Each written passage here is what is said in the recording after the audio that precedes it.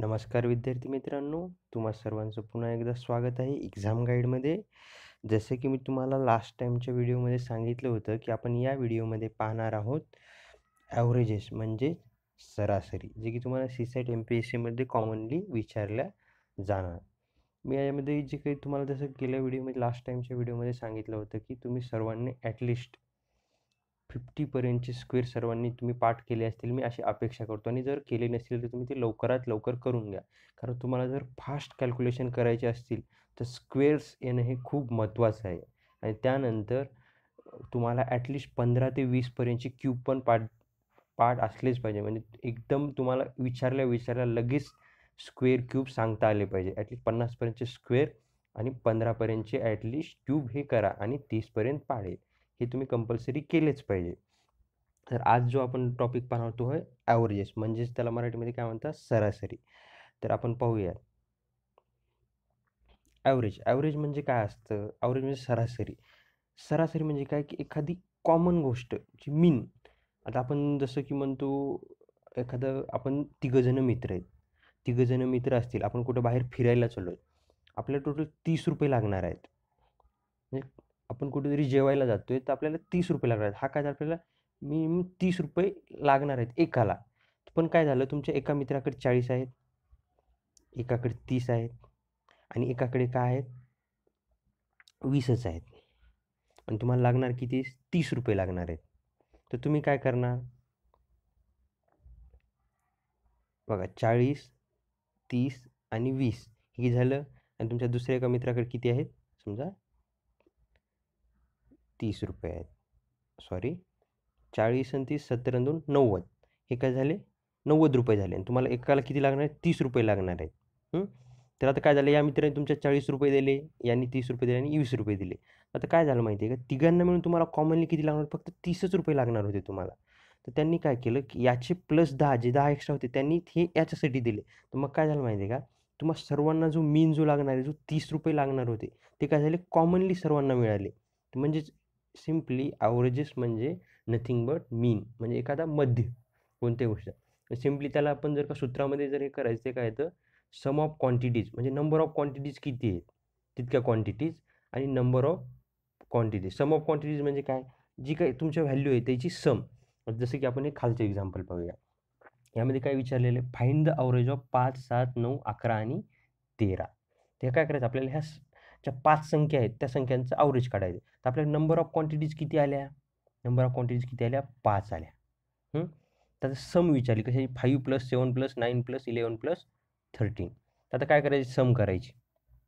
काय करायचं तुम्ही, 11 आणि 9 किती होतात, 20 झाले.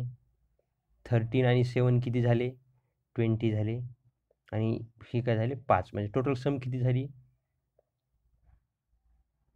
20 आणि 20 आणि 20, 40 आणि 4, sorry 45.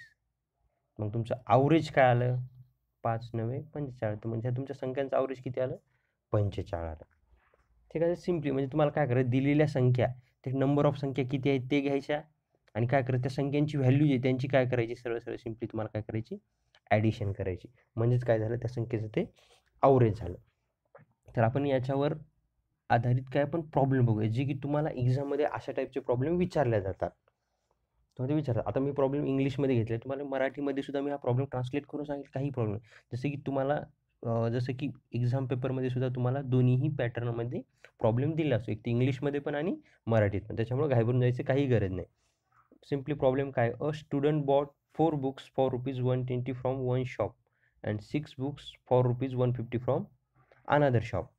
Average price paid per book. त्याने काय, एका दुकानातून 4 पुस्तकं आणले, केवढ्याला आणले, ₹120 एक बुक. आणि दुसरे 6 बुक आणले, केवढ्याला, ₹150 एक बुक. तर त्यांनी विचारलं काय, की average price of per book. तर काय विचारलं, म्हणजे टोटल आपल्याकडे बुक किती झाले, ते 4 आणि ते 6, म्हणजे टोटल आपल्याकडे 10 बुक झाले. तर 10 बुकची प्राईस म्हणजे पर बुकच्या पाठीमागे 10 बुकच्या मागे प्राईस काय विचारली, एका बुकची प्राईस विचारली आपल्याला. मग आपण काय करायचं, पहिल्यांदा आपल्याला पहिल्या दुकानावरून आपण किती, 4 बुक आणली, ते केवढ्याला आणले, प्राईस त्याची काय, प्रत्येकी 120. आणि दुसऱ्या दुकानावरून किती आणले, 6 बुक आणले, त्याची प्राईस, प्रत्येक पुस्तकाची प्राईस काय, ₹150. मग आता सिम्पली आपण त्याला काय करायचं, फॉर्म्युला ठेवून द्यायचा. आपला फॉर्म्युला काय, सम ऑफ क्वांटिटीजचे जी काही सम ऑफ क्वांटिटीज भागिले नंबर ऑफ क्वांटिटीज. सिम्पली हा फॉर्म्युला पण काय तसाच आहे. मग आपण काय केलं, N1 P1 म्हणजे काय झालं, पहिले नंबर ऑफ बुक किती होते, 4 होते. त्याची प्राईस एका बुकची काय होती, 120 होती. मग तसंच दुसऱ्या शॉपहून आणलेले बुक किती होते, 6 होते आणि त्याची पर बुक प्राईस काय होती, 150 होती. मग आता काय करायचं, या सर्वांचे याची प्राईस काढून घ्या. आता एक बुक आपल्याला 120 रुपयाला, तर 4 बुक केवढ्याला भेटणार, दोघांचं मल्टिप्लिकेशन 480 रुपयाला. तर सेम एक बुक आपल्याला 150 रुपयाला भेटतं. 6 बुक कधी भेटणार, 15 की 90. 9 म्हणजे ते एक शून्य इकडे दिलं, ते काय झाले 900 झाले. मग या दोघांची समेशन किती झाली, 900 आणि 400 काय झाले 1380 आणि नंबर ऑफ बुक किती झाले, एका दुकानावरचे 4 आणि दुसऱ्या दुकानावरचे 6, मग टोटल 10 बुक झाले. मग हे 0 कॅन्सल, तर आपला आन्सर काय आलं 138. म्हणजे सिम्पली काय झालं, पर बुकची प्राईस आपली काय झाली 138. म्हणजे आपला आन्सर काय आलं 138.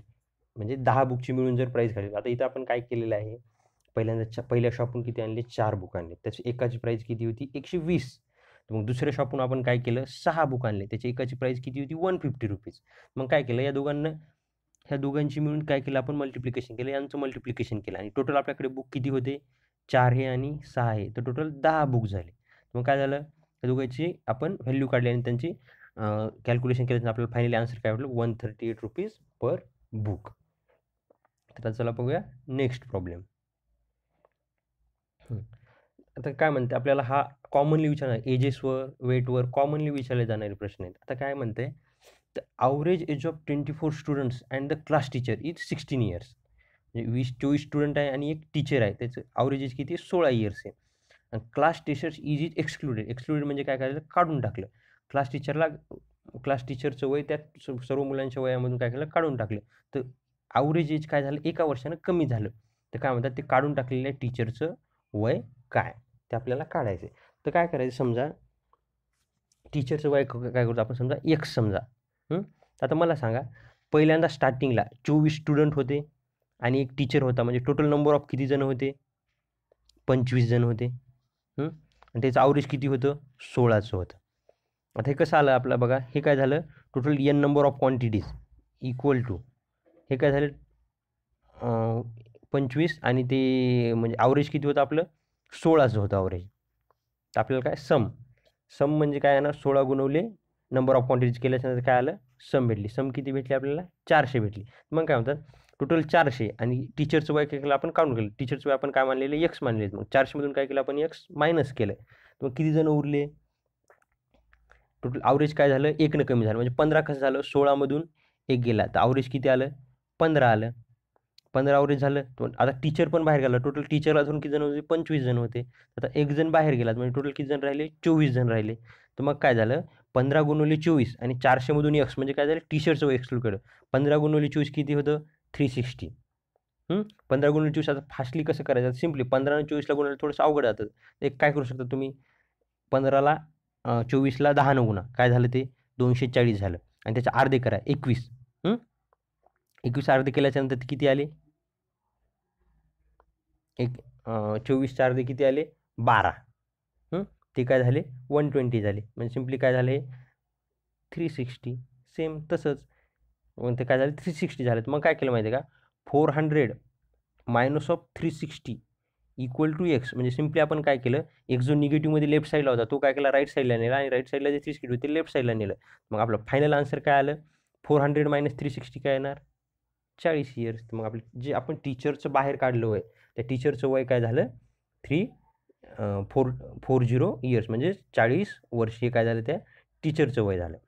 तर आता बघा यामध्ये आपण याला ट्रिकनं कसं करू शकतो, आपल्याला जर डायरेक्ट जर फॉर्म्युला लक्षात, एज ऑफ टीचर काय झालं, काय न्यू ॲव्हरेज कधीचं, किंवा पहिलं जुनं ॲव्हरेज किती होतं 16 होतं.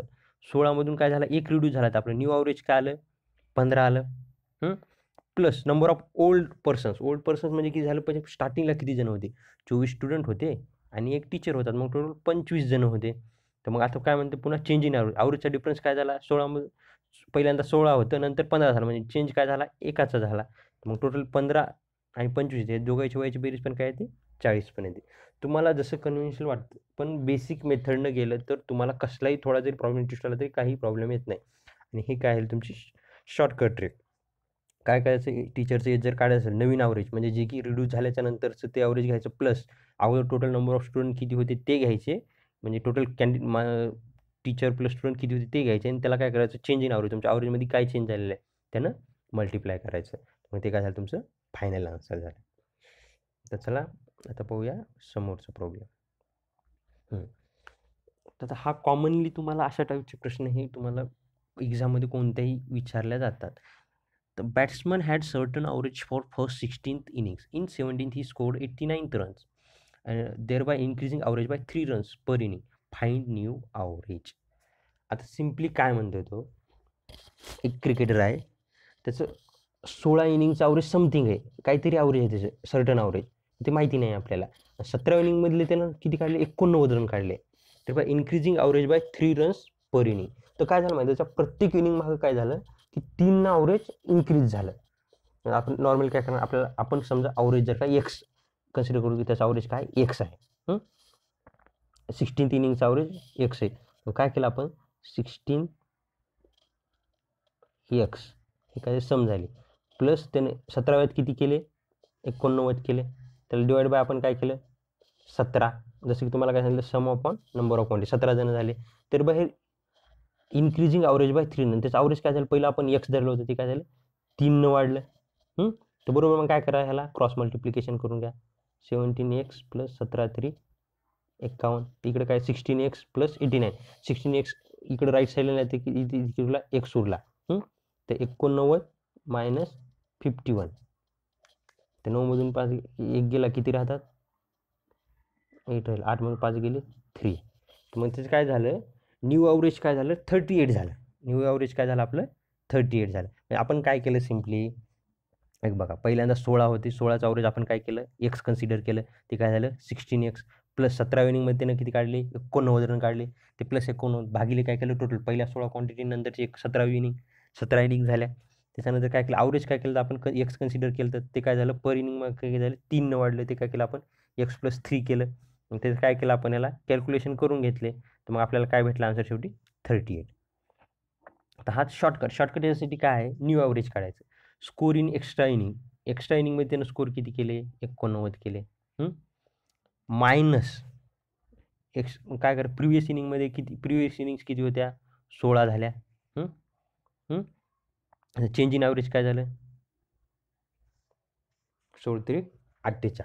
आता 89 आणि 89मधून जर 48 काढले, 89मधून काय केले 48 गेले, ते किती सिम्पल राहतात, 9मधून 8 गेला, 1 राहिला, 4मधून 4 गेले 41. हे काय झालं तुमचं डायरेक्टली न्यू ॲव्हरेज. तुम्ही पहिल्यांदा कॉन्सन्ट्रेट ह्या बेसिक मेथडवर करा. ही मेथड तुम्हाला समजली ना, त्याच्यानंतर ही मेथड तुम्हाला करायला काही प्रॉब्लेम होत नाही. तुम्ही याच्यावरचे 3-4 प्रॉब्लेम सॉल्व्ह केल्याच्यानंतर तुम्हाला ॲटोमॅटिकली समजून जाईल की याचा पॅटर्न कसा आहे. आता याच्यामध्ये आता इथं ॲव्हरेज काय झालं, आपण +3 इन्क्रीज झालं, कधी डिक्रीज केलं म्हणू शकतात, तर मग नवीन ॲव्हरेज काढा किंवा जुनं ॲव्हरेज देतील, थोडं व्हॅरिएशन करतात ते, बाकी काहीही करत नाही आहेत. फक्त आपल्याला प्रॉब्लेम व्यवस्थित वाचायचा आणि समजून घ्यायचा आणि सॉल्व्ह करायचा, बाकी काहीही गरज नाही. तुम्ही जर प्रॅक्टिस करत राहिलात, तुम्ही ॲटोमॅटिकली ह्या शॉर्टकट ट्रिक आहेत तुम्ही स्वतः समजून जाऊ शकता. तुम्हाला कोणी सांगायची गरज नाही की ही शॉर्टकट ट्रिक अशी यूज करायची. तर आय होप की तुम्हाला हा प्रॉब्लेम समजला असेल. तर आपण बोलूयात समोरच्या प्रॉब्लेमकडे. समोरचा प्रॉब्लेम काय आहे, in a class certain number of student, a person of weight 80 kg is taken out and replaced by person of weight 112 kg. Average weight of class increased by 0.25. Find number of students in the class. हां, तर आपल्याला काय विचारलं त्यांनी, आतापर्यंत काय दिलं तर त्यांनी ॲव्हरेज काढायला सांगितलं होतं आपल्याला, पण आता काय केलं त्यांनी ॲव्हरेज काढायला नाही तर नंबर ऑफ कॅन्डिडेट किती आहेत ते काढायला सांगितलं. आता काय प्रॉब्लेम काय म्हणतं मराठीमध्ये समजून घ्या. क्लासमध्ये काहीतरी मुलं आहेत, कितीतरी मुलं आहेत, समजा आपण काय केलं n नंबर ऑफ स्टुडंट आहेत, तर ओल्ड ॲव्हरेज काय केलं आपण एक्स कन्सिडर केले. तर काय म्हणते अ पर्सन ऑफ 80 kg म्हणजे 80 kgचा माणूस काय काढला बाहेर काढला त्या टोटलमधून, आणि काय केलं त्याच्या जागी काय केला 112 kgचा पर्सन इंट्रोड्यूस केला. तर weight of the class increased by 0.25. 0.25ला आपण सिम्पली कसं लिहू शकतो, 0.25 म्हणजेच काय असतं 25 डिवायडेड बाय 100, म्हणजे ते काय येतं 1/4 असं पण येतं ना. ते काय झालं मग आपलं 0.25 म्हणजे 1/4 झालं. मग काय म्हणते class increased by 0.25, find the number of student in the class. मग आपण काय करू कन्सिडर करू की नंबर ऑफ स्टुडंट किती आहेत, n आहेत, ओल्ड ॲव्हरेज किती आहे x आहे. आता इथं काय करायचं सिम्पली, तुम्हाला नंबर ऑफ स्टुडंट पहिल्यांदा n आहेत, ॲव्हरेज काय कन्सिडर केलं आपण एक्स. मग काय केलं आपण त्या टोटलमधून, हे टोटल काय झालं नंबर ऑफ स्टुडंट्स आणि एक्स, त्याच्यातून काय केलं 80 बाहेर काढले आणि त्याच्यामध्ये 112 टाकले. तर ॲव्हरेज काय झालं आपलं एक्स होतं ते काय झालं 1/4 म्हणजे 0.25 वाढलं. सिम्पली आपण इथं तेच केलेलं आहे. मग याला काय करा सिम्प्लिफाय, एनला इकडे राईट साईडला नाही ते काय एन एक्स प्लस ऑफ 1/4. मग याच्यानंतर काय करायचं, त्याला तुम्ही हे कॅल्क्युलेशन सॉल्व करून घ्या. याला सॉल्व केल्याच्यानंतर तुम्हाला शेवटी आन्सर काय भेटेल माहिती आहे का, 112 मधून 80 गेले, 80 मधून 112 मधून 80 गेल्यानंतर काय ते 20 आणि ते 12 म्हणजे ते किती राहिले 20 आणि 12 32 झाले. म्हणजे एन एक्स प्लस 32. 4 इकडं मल्टिप्लिकेशनमध्ये येणार. आता आपण काय करणार, आता हा 0.25ला काय आपण 1/4 पण लिहू शकतो आपल्या कन्व्हेन्शनसाठी. मग काय करणार आपण, तो 4 जो इकडला छेदातला आहे तो काय होणार इकडं अंशामध्ये होणार 4nx प्लस 32 इक्वल टू हे 4 इथला इथं 4x झाला, 4 हा एन राईट साईडला 4nx प्लस ऑफ 1/4 म्हणजे तो काय झाला एन झाला. 4nx cancel. तर मग आपल्याकडे नंबर ऑफ स्टुडंट किती झाले 32 गुणवले ह्याला 32 गुणवले 4, 32 गुणवले 4 2 8 4 त्रिकम 12. मग आपले नंबर ऑफ स्टुडंट किती झाले 128.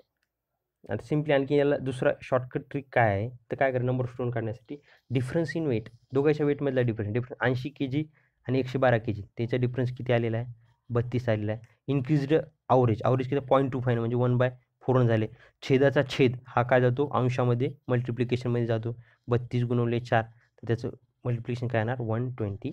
हे काय झालं आपलं फायनल आन्सर झालं. तुम्ही शॉर्टकट पण यूज करू शकता. काय सर शॉर्टकटमध्ये एकदम सोपं आहे, डिफरन्स दोन्हीच्या वेटमधला डिफरन्स घ्यायचा आणि इन्क्रीज त्याला डिवाइड बाय इन्क्रीज वेटनं ॲव्हरेजनं करायचं, तुम्हाला number of students in class भेटून जाते. समजलं. त्यानंतर पाहू समोरचा प्रॉब्लेम.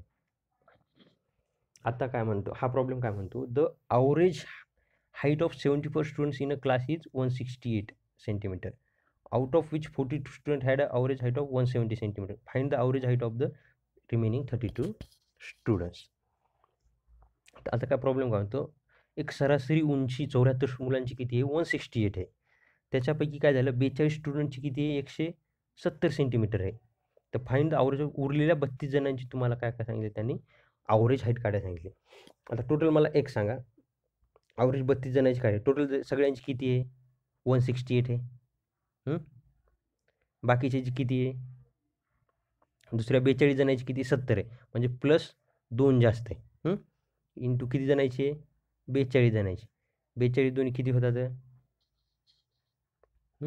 84, 42 दोन्ही 84. मला सिम्पली काय ही काय व्हायली ही हाईट जास्त व्हायली म्हणजे कशापेक्षा बाकीच्या याच्यापेक्षा, तर मग जास्त व्हायली म्हणजे काय करायचं हिला याच्यातून मायनस करायचं, टोटल आपल्या जे ओरिजिनल सगळ्यांचं टोटल याचं ॲव्हरेज आहे त्याच्यातून त्याला काय करायचं मायनस करायचं. मग आपण सिम्पली काय केलं तेच केलं इथं 42 2 84 भागिले बाकीचे उरलेले किती जण आहेत 32 जण आहेत. तर काय केलं 42 गुणवले 2 84 भागिले 32 याचं काय केलं 84 भागिले जर 32 केलं ह्याला काय येणार 4चा भाग जाणार, हे किती नाही 4 आणि हे 8. ह्याला जर आपण आणखी हे केलं 8 2 16, 16 म्हणजे किती 5 उरले 8 45 8 संग 48 म्हणजे समथिंग पॉईंटमध्ये येऊन जाईल याचा आन्सर. तर मग काय झालं त्याचं जे 168 मधून जे आलेली व्हॅल्यू 2 पॉईंट समथिंग जी येईल ती व्हॅल्यू मायनस केल्यानंतर आपला आन्सर 165.37.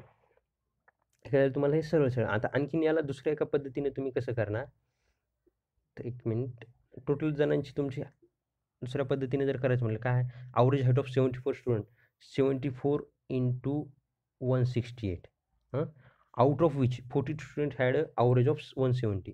मग काय करायचं 42 स्टुडंटचं किती आहे 170 आहे. Find the average height of the remaining. मग बाकीची रिमेनिंग किती राहिलेत 32 इंटू एक्स. हे काय झालं टोटल जणांची झाली ही 174 160 त्यातून 32 इंटू एक्स. मग याला सॉल्व करायचं, याला सॉल्व केल्याच्या हे कॅल्क्युलेशन थोडेसे लेंदी जातात म्हणून मी तुम्हाला काय झालं ह्या शॉर्टकट ट्रिकने सांगितलं. हे कॅल्क्युलेशन आता 42 इंटू 170 म्हणजे 17ने त्याला गुणायचं हे करायचं, मग पुन्हा हे 74 इंटू 160 हे गुणाकार करायला मल्टिप्लिकेशन थोडंसं अवघड जातं. मग त्यापेक्षा काय करायचं आपली शॉर्टकट ट्रिक सरळ सरळ यूज करायची या प्रॉब्लेमसाठी.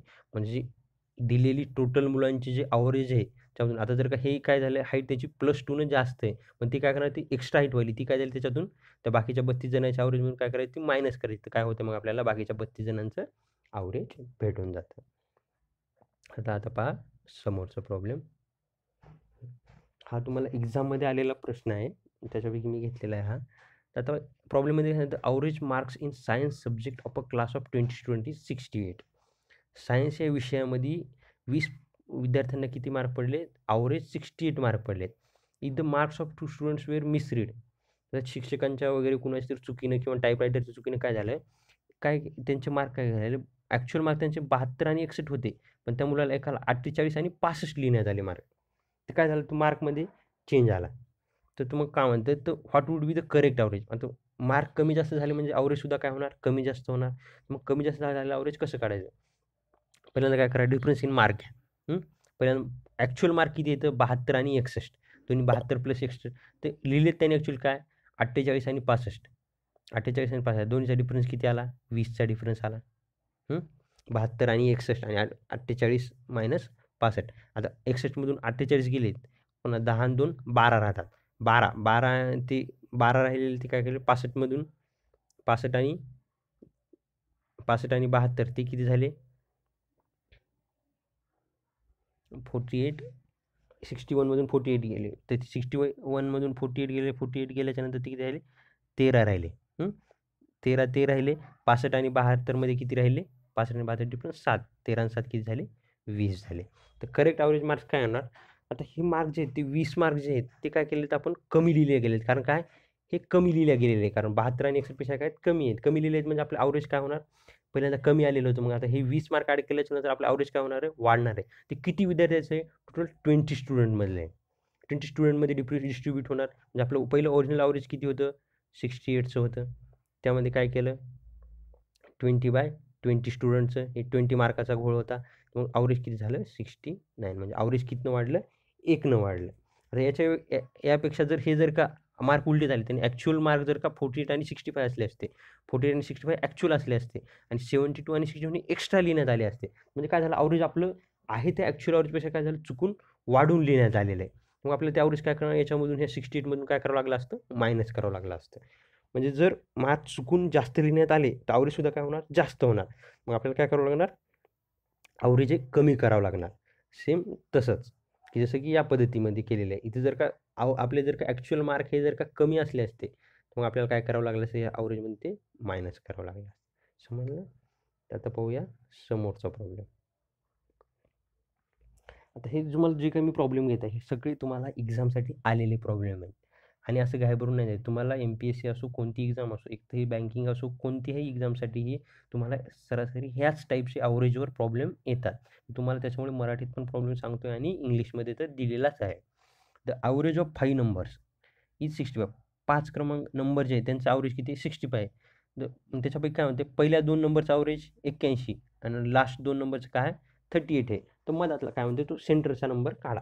सिम्पली काय आहे तिसरा नंबर काढायचा. तिसरा म्हणजे टोटल 5 जणांचा ॲव्हरेज किती आहे 5 × 65. द ॲव्हरेज ऑफ फर्स्ट 2 दोघांचा ॲव्हरेज किती आहे 81 आहे. म्हणजे 81 ॲव्हरेज 81 आहे. किती जणांचं दोघांचं आहे. एक्स नंबर आहे. तर मग ते काय येणार 81 × 2 येणार. सेम तसंच लास्ट 2चं किती आहे 38 आहे. 38 × 2 तर मग ह्याला काय करायचं 65 × 5 आता 65 × 5 असं जर करायचं 5 नंबर रिप्लाय करायचं ह्याला सरळ सरळ काय करायचं 65च्या समोर 0 द्यायचं ह्याला 2नं डिवाइड करायचं 200 300 600 4 300 50 25 325 हे काय झालं तुम्हाला तुम्ही जसं प्रॅक्टिस कराल त्याच्यानंतर तुम्हाला ह्या टेक्निक तुम्हाला लक्षात राहत जाते. आता 81 × 2 वेगवेगळी 8 2 16 याचा काही प्रॉब्लेम नाही. 38 × 2 याचा पण काही प्रॉब्लेम नाही. मग यांची जर का आपण हे सॉल्व्ह केलं त्याच्यानंतर काय येणार आपलं शेवटचा आन्सर काय येणार 87. हे काय झालं तो आपली सरळ सरळ बेसिक पद्धतीने केल्याच्यानंतर. आणखीन आपण कसं करू शकतो 5 नंबर आहेत आपले 1 to 5 टोटल तेच ॲव्हरेज किती आहे 65 आहे. पहिल्या दोनचं किती आहे 81 आहे.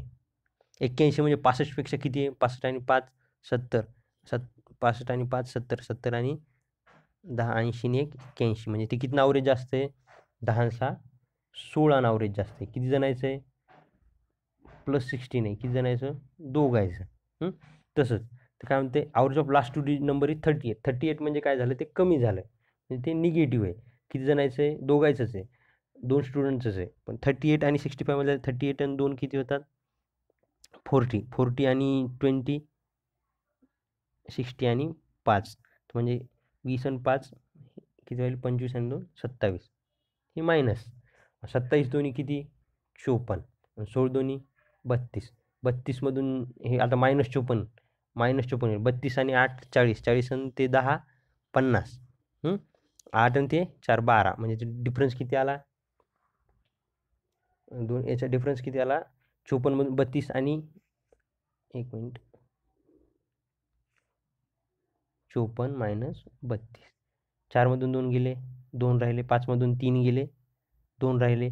पण निगेटिव्ह साईन मोठ्याला द्यायचं, कारण काय? -54 मायनस आहे. मग काय केलं, आपलं अगोदरचं ॲव्हरेज किती होतं? 65 होतं. ते आपल्याला डिफरन्स किती आला? 22चा आला. मग त्याला मायनस आला म्हणजे याच्यात ॲड करावं लागणार. तर मग काय? 5 आणि 2 7, 6 आणि 2 8. हे काय झालं आपलं?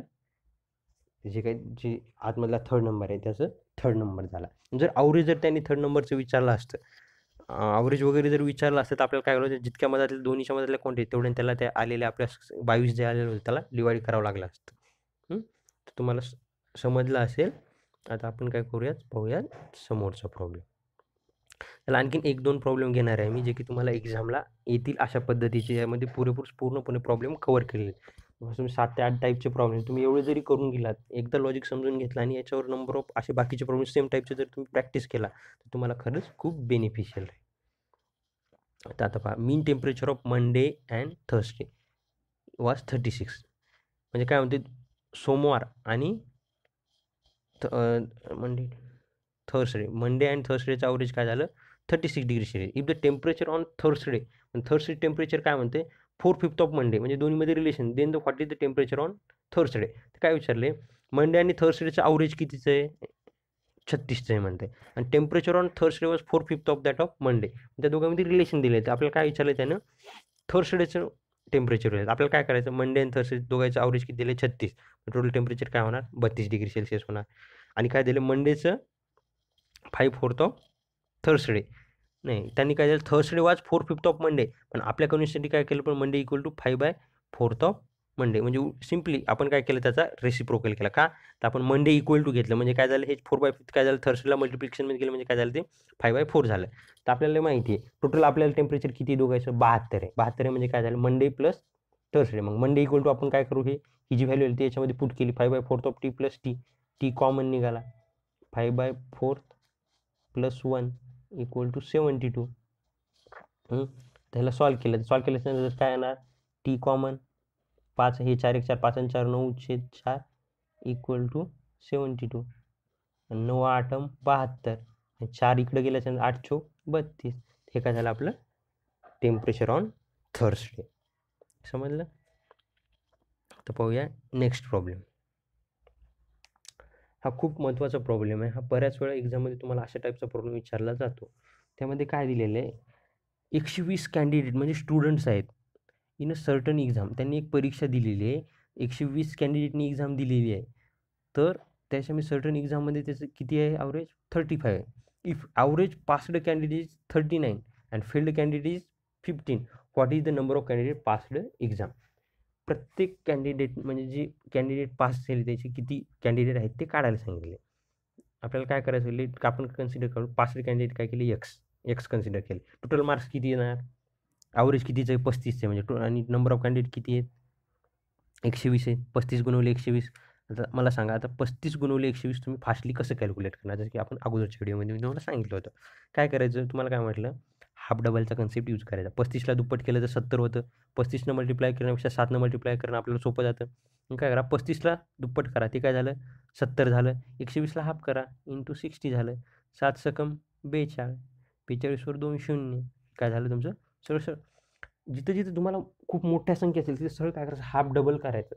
बघायचं आता इथं 35ला कसं आपण 70 केलं आणि 120ला काय केलं, हाफ केलं. आणि त्या 2चं मल्टिप्लिकेशन करायला आपल्याला काय झालं, ते सोपं बनलं.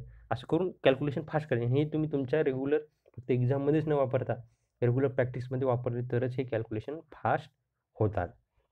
तर आता काय म्हणता आणखी, average of passed candidates is 39. काहीतरी पास्ट कॅन्डिडेट आपल्याकडे किती 39 आपल्याला माहिती नाहीत, पण त्यांचं ॲव्हरेज काय 39 आहे. काय झालं ते 39 x झालं.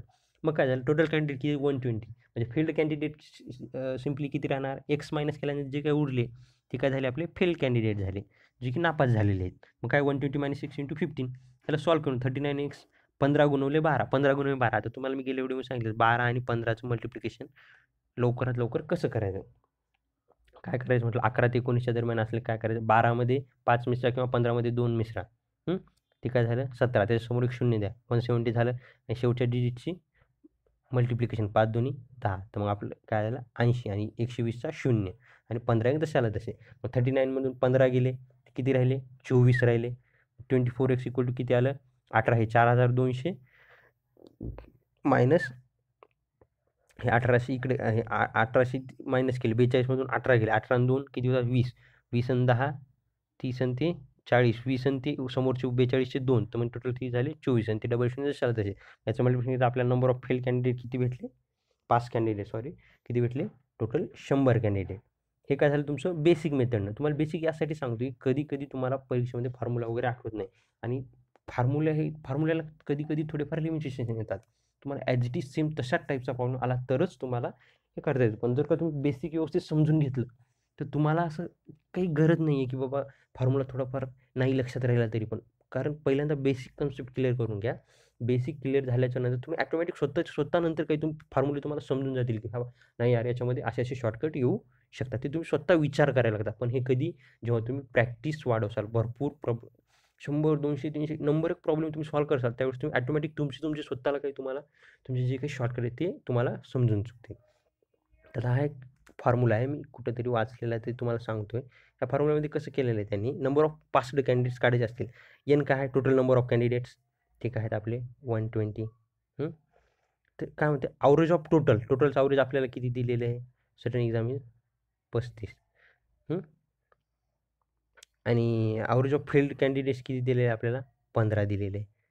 त्यानंतर हे पासडेचं किती ॲव्हरेज आहे 39 फेलचं किती आहे 15. सिम्पली तो आपल्याला काय करायचं याला सॉल्व्ह करायचं म्हणजे काय झालं आपलं हे आन्सर येऊन जाईल 120. 35मधून 15 गेले किती राहिले 20. 39मधून 15 गेले किती राहतात 9मधून 5 गेले 4 आहे 24 राहिले आणि 24 पाचा 20 चौऱ्याऐंशी 5 दोन्ही 10 म्हणजे 100. हे काय झालं तुमचं फायनल आन्सर झालं. म्हणजे काय करायचं हे काय झालं टोटल कॅन्डिडेट किती आहेत एन ते झालं. टी काय झालं तुमचे पास टोटल मुलांचं जे ॲव्हरेज आहे ते झालं. एफ फेलचं झालं आणि पास पी काय झालं 5 जणांचं ॲव्हरेज झालं. त्याच्या की तुम्हाला number of candidate pass day विचारले सिम्पली ते काय करते नंबर ऑफ कॅन्डिडेट्स फेल्ड कॅन्डिडेटचे विचारते. त्यावेळेस सिम्पली तुम्हाला इथं फॉर्म्युल्यामध्ये चेंज काय करायचं आहे जेव्हा की नंबर ऑफ फेल्ड कॅन्डिडेट जर त्यांनी विचारलं तुम्हाला तर टी मायनस एफ आहे तर तुम्हाला इथं फक्त एवढंच करायचं आहे टी मायनस एफच्या जागी काय करायचं पास्ड कॅन्डिडेट्स मायनस टोटल एवढा चेंज करायचा. म्हणजे तुमचा फॉर्म्युला काय होणार जो नंबर ऑफ फेल्ड कॅन्डिडेट्स म्हणजे नापास झालेल्या मुलांसाठी काय ना n passed candidates minus total divided by pass minus fail. हे सेम राहणार यामध्ये काहीही चेंज होणार नाही. हे काय झालं आपण जवळपास 7 ते 8 टाईपचे पूर्ण प्रकारचे की तुम्हाला एक्झाम ओरिएंटेड प्रॉब्लेम आहेत ते सर्व प्रॉब्लेम आपण बघितलेले. ते तुम्हाला आणखीन एक शेवटचं होतो कोणत्या तरी पेपरमध्ये का कुठेतरी आलेला होता तुम्ही इथं घेतलेला आहे. आता मला नेमकं आठवत नाही कुठून घेतलेलं आहे पण हा प्रॉब्लेम मला दिसला त्याच्यानंतर मी शेवटी याच्यामध्ये ॲड केला. तर अगोदर पूर्ण इंग्लिशमध्ये प्रॉब्लेम घेतले असं काहीही नाही आहे. तुम्हाला जर तुम्ही आता एखादी ऑफिसर लेवलची एक्झाम देता तुम्हाला दोन्ही पण सब्जेक्ट समजतात न समजण्याचा काहीही प्रॉब्लेम नाही आणि आपल्याला बायलँग्वेज येतो मराठीमध्ये पण येतो आणि इंग्लिशमध्ये त्यामुळे समजून घ्यायचा काहीही प्रश्न नाही. आणि जसंही मी तुम्हाला दोन्हीही प्रॉब्लेम हे तुम्हाला इंग्लिश आणि मराठी दोन्ही माध्यमातून सांगितलेले आहेत. आता काय म्हणतं प्रॉब्लेम एका शाळेत 600 विद्यार्थी आहेत टोटल विद्यार्थी किती आहे 600. सरासरी वय किती आहे 12 वर्षे कारण कुणाचं आहे मुलांचं आणि मुलींचं वय किती आहे 11 वर्षे. तर शाळेत विद्यार्थ्याची सरासरी वय 11 वर्षे 9 महिने असेल तर शाळेतून एकूण मुले किती. त्याने काय केलं आपल्याला अगोदर एक प्रॉब्लेम शाळेत टोटल मुलं किती ते काढायचं आहे.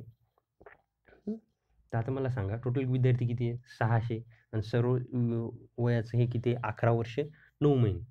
आता तुम्हाला काय करणार 600 गुणवले 11 वर्ष 9 महिने 9 महिन्याला तुम्ही याच्यामध्ये वर्षामध्ये काय करणार 9/12 जर केलं 9 गुणून 12 केलं ते काय झालं तुमचं इयर झालं. त्यानं काय करावं लागणार तुम्हाला 11 पॉईंट जे काही येईल 3/4 11.75 येईल समजा. 11.75 म्हणजे 11.75 इक्वल टू तर काय मुलांचं किती बॉईजचं 12 वर्ष आणि मुलींचं 11 वर्ष. मग तुम्हाला काय करणार बॉईज काय करा कन्सिडर करा एक्स करा. एक्स बॉईज जर असतील तर त्यांचं वय किती व्हायला 12 प्लस टोटल किती 600 मायनस एक्स गुणवले मुलींचं वय किती 11. आता हे पूर्ण कॅल्क्युलेशन तुम्हाला करावं लागतील तेव्हा तुम्हाला काय होईल ते तुमचं फायनल जे काही एक्सची व्हॅल्यू येईल ते काय झालं एकूण मुले असतील. हे काय झालं तुम्हाला एकदम थोडंसं किचकट आणि टाईम कन्झ्युमिंग आहे. तर मी तुम्हाला एक सोपी एकदम बेसिक टेक्निक सांगतो जो की तुम्हाला चॅप्टर पण आहे ॲलिगेशन आणि मिक्सचर म्हणून त्याचा यूज आपण तो चॅप्टर पण आपण पाहणार आहोत. त्याचं तुम्हाला सिम्पली थोडंसं सांगतो जसं केलं तसं तुम्ही फक्त लक्षात ठेवा. पहिल्यांदा काय करा बॉईज गर्ल्स बॉईजचं सरासरी वय किती आहे 12 वर्षे मुलींचं किती आहे 11 वर्षे. दोघांचं कॉमन दोघांचं मिळून किती आहे 11 वर्ष 9 महिने म्हणजे काय 11.75 11.75 आहे. ते सिम्पली काय करा 11.75 मग 12मधून 11.75 गेले किती राहिले 0.25 त्यानंतर 11.75 मधून 12 गेले काय झाले ते 0.75 राहिले. 0.75 आणि 0.25 यांची तुम्ही भागाकार द्या. ह्याला काय नाही 25 एक 25 25 त्रिक 75 म्हणजे तुमचा बॉईज टू गर्ल्सचा रेशो काय आला 3:1. तुम्हाला टोटल किती जण दिलेले आहेत 600 दिलेले आहेत. 600 कॅन्डिडेटपैकी बॉईज विचारले बॉईजचा रेशो काय 3 आहे. टोटल किती आहे 4. ह्याला काय करा तुम्ही 150 येणार 150 गुणवले 3 काय येणार आन्सर तुमचं 450. ती काय झाली तुमचे नंबर ऑफ बॉईज झाले. आणि जर गर्ल्स विचारलं असतं तर काय येते 1/3 600 इंटू 1/4 म्हणजे तुमचे नंबर ऑफ गर्ल्स जर विचारले असतात तर तुमच्या किती आले असतं 150 आणि बॉईज जर विचारले असते किती असते 450. झाली दोघांची समेशन 450 आणि 150 600 सिम्पली. म्हणजे आपण यामध्ये काय केलेलं आहे की 12मधून 11.75 म्हणजे जे बॉईजचं जे ॲव्हरेज होतं ते काय केलं टोटल जे तुमचं ओव्हरऑल ॲव्हरेज होतं बॉईज प्लस गर्ल्स त्याच्यातून मायनस केलं 0.25 भेटले 11मधून 75 ह्या दोन 0.75 यांचा रेशो काय आला 3:1 आला. आणि तुम्हाला माहिती आहे रेशो जर रेशो काढला तर रेशोवरून आपल्याला काय काढता येतं टोटल कॅन्डिडेट दिले हे काय झालं मुलं काढायला सांगितले 3 आउट ऑफ किती 4 जणांच्या मुलं प्लस मुलीच्या मधून 600 मग तेच आपलं काय झालं आन्सर 450. हे काय झालं आपला ओव्हरऑल ॲव्हरेजेस. त्यामध्ये आपण सर्व महत्त्वाचे जेवढे काही आलेले आहेत तेवढे टॉपिक आपण पाहितलेले आहेत. आणि तुम्हाला या टाईपच्या बाहेर सरासरीत एखादाच काही की चुकून क्वेश्चन येईल.